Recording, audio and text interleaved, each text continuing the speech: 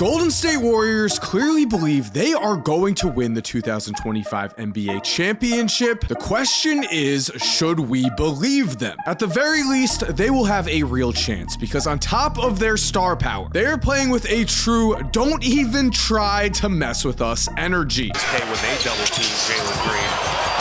Oh man, it's a foul. Dylan Brooks. Curry is tripped again, and whoa, now Dylan Brooks got up and hit Steph, and Draymond is the big brother. Butler and Dylan Brooks having words. Give me a break for this. I don't like Dylan Brooks. But the Warriors have a problem. No 7 seed has ever won the championship before, so Golden State would need to make history in order to get this done. The good news, not only is Golden State on the verge of already taking down the number 2 seed Rockets in round 1, but also in the 30 games Jimmy Butler played with the team in the regular season, Golden State was 23-7, a 76.6% win percentage. If they had kept that pace for a full season, they would have been a 63 win team. 63 wins with Steph Curry and playoff Jimmy, no one would be doubting that roster. So we have to question, is Steph Curry's 5th championship on the way soon? So what's up, Mike here, and we're about to watch an insane clip. Before we do, I want to say though, if you do enjoy this video, if you do like this content, please subscribe and turn on post notifications because we are on a playoff grind. Only if you do like the video though. And now let's watch this crazy clip.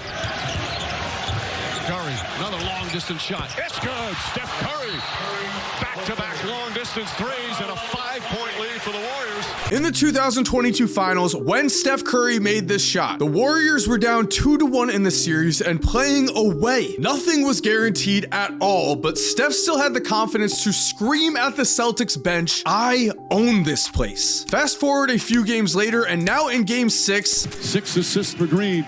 Curry a long three. It's good.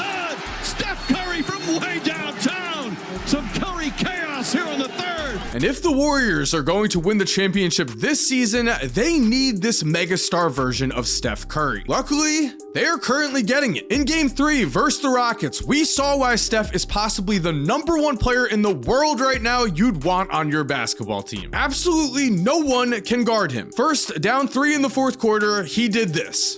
Steph on the cross, the 3 on the way, got it.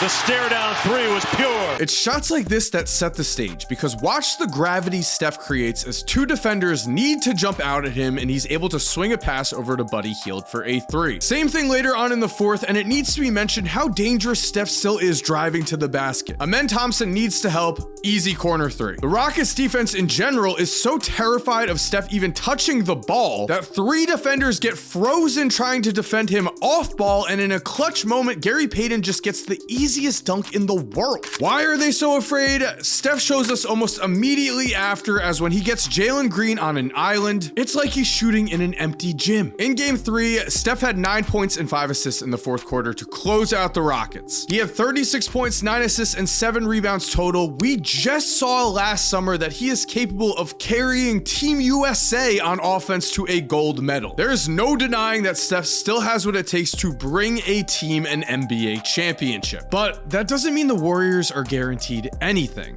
We need to dig deeper here and see if this roster is really capable of a title run. Because in Golden State's 2022 championship run, just like with this team, Steph Curry was of course the focal point of everything they accomplished, and Draymond Green was their defensive leader. Both Steph and Draymond are still in place, both have more playoff experience than before. We can count on them. But 2022 Golden State had a different formula to success, with a trio of Klay Thompson, Jordan Poole, and Andrew Wiggins stepping up on any given night to give Steph Curry a second scoring option. Klay was technically considered the #2 option, but he averaged 19 points per game in that playoff run, while Poole averaged 17 and Wiggins averaged 16.5. This Golden State Warriors roster is much more clear cut, with Jimmy Butler being the obvious #2 guy. But before we continue, guys, I'm very excited to thank NBA Top Shot for sponsoring today's video, because what if I told you NBA Top Shot has extremely exciting news and is picking up massive momentum? We're talking about guaranteed scarcity and a chance for every collectible you own to unlock incredible prizes. Prizes such as Kia Tellurides, NBA courtside seats, meet and greets with legends such as Paul Pierce, Gary Payton, and Magic Johnson. This is NBA Top Shot, officially licensed by the NBA and the future of basketball basketball collectibles. No grading, no shipping, no worrying about bent corners or lost packages. Everything's digital, limited edition, and backed by blockchain. So scarcity is real and verifiable. With traditional rookie cards, there may be hundreds of thousands printed, but on NBA Top Shot, there are fewer than 5,000 Wemby rookie moments. One even sold for $145,000. That is true scarcity in action. And this isn't just collecting for fun. Your collection can help you win wild prizes through Fast Break. Fans are taking home new cars, signed jerseys, game-worn gear, even all expense-paid trips to events like NBA Paris. And one of the coolest digital perks that I love, dynamic buybacks. That means if you open a pack and you don't love what you got, don't stress at all because you could trade those moments back for a dynamic buyback offer. I ripped a $14 pack and got my $14 back instantly. And Top Shot gives you flexibility and upside. You can trade based on trends, milestone games, or just moments you love. From LeBron's legendary finals block to Anthony Edwards' first basket, the league's most iconic plays live here and they're yours to own. And right now there's no better time to start because if you hit the link in my bio, you are going to get a free pack that has a moment guaranteed from an NBA star. The future of collecting is digital and NBA Top Shot is where the NBA lives online. Click the link, grab your free pack, and see why fans everywhere are all in on NBA Top Shot. Thank you to NBA Top Shot for sponsoring today's video, and now let's get back into that video. Butler was hurt in game 2 early, so we can't count his stats in game 2, and he didn't play in game 3, but in games 1 and 4 combined, he has averaged 26 points, 6 assists, and 6 rebounds per game while playing excellent defense, which gives Golden State a different path to the title, but one that has been proven throughout NBA history to get the job done. A classic 1-2 star duo, while the Warriors are allowing their third scoring option to be an any given night situation. We will get into that third option situation, but for now, let's focus on Jimmy Butler here, as in game 4, Jimmy gave Steph and the Warriors exactly what they need in order to make as deep of a playoff run as possible. On the Heat, Jimmy had to be a one-man show on several runs in order to make the conference or NBA finals, but now he doesn't need to carry an entire offense. That doesn't mean though he is not capable of being that guy if called upon. In the fourth quarter of game 4, Steph struggled and had just 3 points, which in the past would have meant an automatic Warriors loss. Only when the Warriors needed him in the fourth, he delivered with a 3 that set the stage for what was to come. Jimmy wanted the ball in his hands. With 4 minutes left, there he was cutting, and Golden State's ball movement led to an easy basket. And then up 1, he had no problem in the clutch, taking it himself for a strong, tough finish at the rim. He didn't stop there. With a minute left, score tied, the ball goes to Jimmy Butler. He is fouled on a 3-pointer and makes every shot, giving the Warriors a 3-point lead. And then to finish things off, we had this. Defended by Green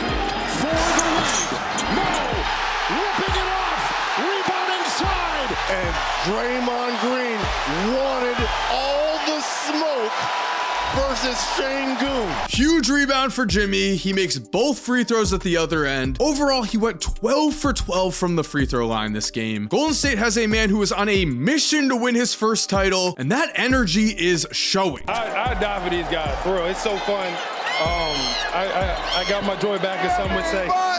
So I think we can all agree, Golden State can count on Jimmy Butler and Steph Curry. What they are going to need to win the championship is for the rest of the team to step up with these two guys. Buddy Hield had 2 points in game 1, 5 points in game 2, 17 in game 3, and 15 in game 4. Buddy can't be relied upon to be consistent, but when he is hot, he raises the ceiling of this Warriors offense, and all Golden State needs is for players such as Buddy Hield or Gary Payton to produce a few games a series, while guys such as Moses Moody are looked on to provide stable presences. This does leave a lot of uncertainty though, if we're being honest, as the Warriors as a team would love to have a much more consistent third scoring threat. This brings us though to Golden State's potential ultimate X factor in Brandon Podziemski. Now to be honest, the ultimate wild card headed into this year's playoffs was Jonathan Kuminga. Many thought he was going to be the ceiling raiser for Golden State's playoff run, but Kuminga has clearly not earned the trust of Steve Kerr in any way. Kerr has even gone on record to say that Jonathan Kuminga and Jimmy Butler just do not fit on the court together, and that Butler is going to be playing about 40 minutes a game. As while Kuminga does put up good scoring numbers, it appears that he's unwilling or unable to do the little things that help a team win. And that's what Golden State is looking for, but Kuminga's on-court, off-court stats show us the real picture here. In the regular season, when Kuminga was on the court, the Warriors had a net plus minus of minus 3.9 per 100 possessions. And so in game 1, he was benched, but then he started game 3 in a Warriors win as Jimmy Butler was not playing. But in game 4 with Butler back,